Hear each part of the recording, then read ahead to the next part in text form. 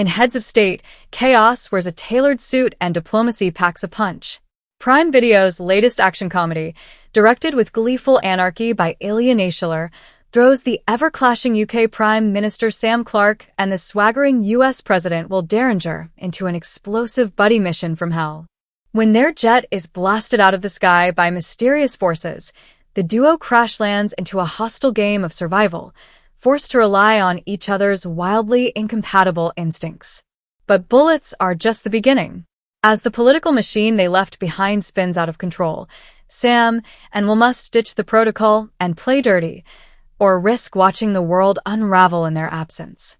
It's a cocktail of sharp banter, high-stakes action, and reluctant bromance, shaken and detonated for maximum impact.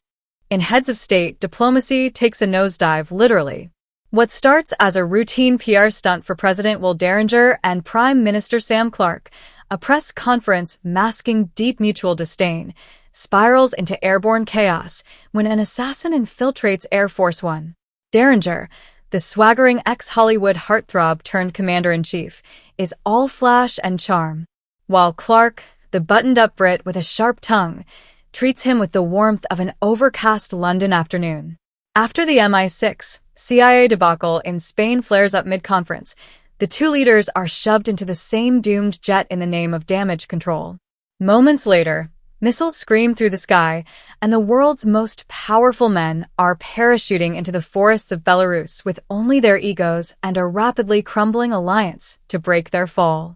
What follows is a politically charged misadventure involving stowaways, flying fists, and a race through war-torn safe houses, all while the world assumes they're dead.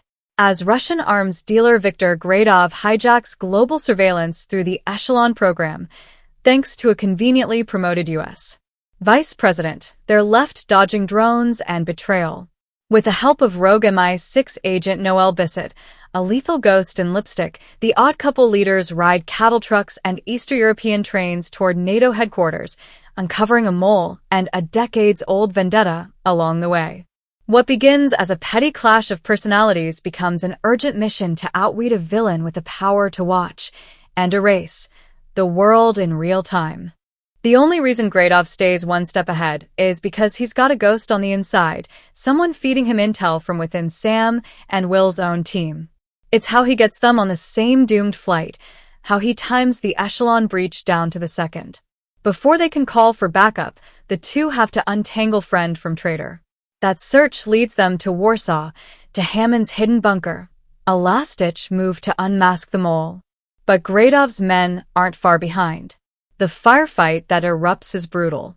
Sam holds the line while Will and Noel dig up the truth, but the price is steep.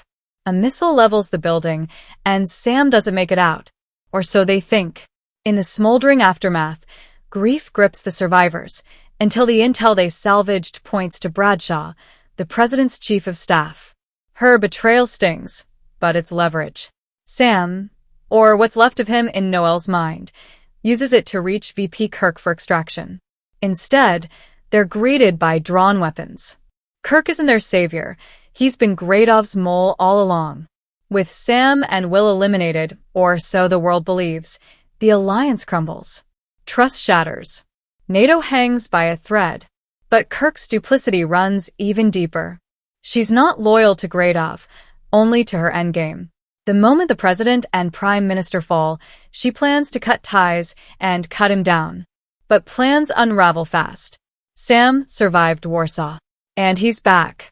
With Noel, he crashes through Kirk's false order, just in time to reach NATO HQ. Yet Gradov, always a step ahead, beats them to it.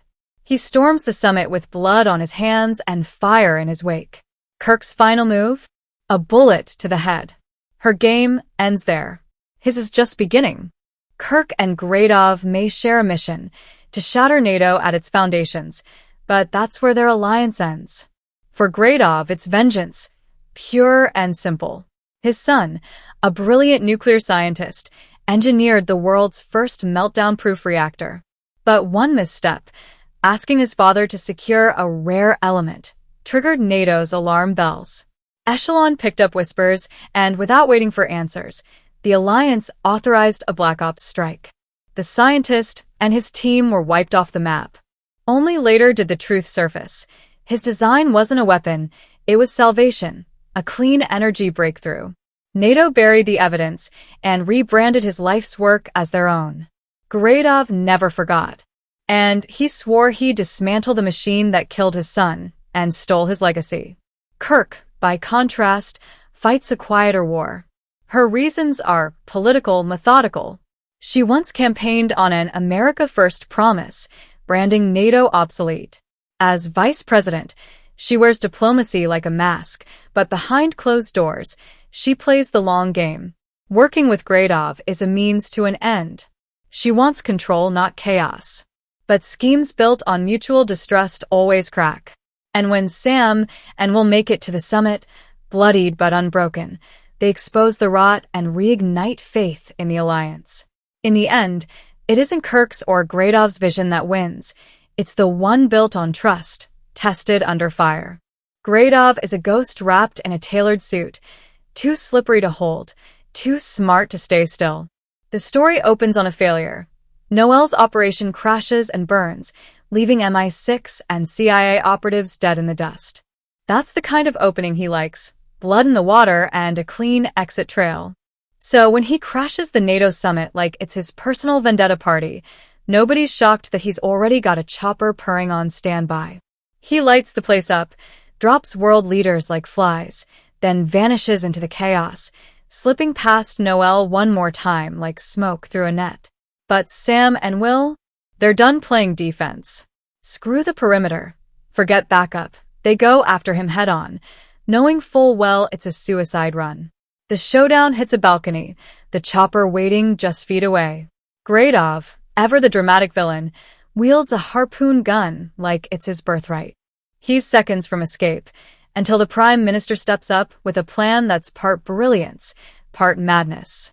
Borrowing from Sam's old Hollywood tricks, he plays the decoy, while the president hurls a marble Cupid statue straight into the helicopter's rotor. The result? One flaming chopper, one airborne arms dealer turned human firework. Gradov finally goes down, not by gunfire, but by sheer absurdity. A fitting end for a man who thought himself untouchable. Sam and Noel were never built for simplicity. Once lovers, now allies scarred by time and duty, their paths diverged the moment ambition entered the room. Sam's climb toward Prime Minister was never just a career move, it was a calling.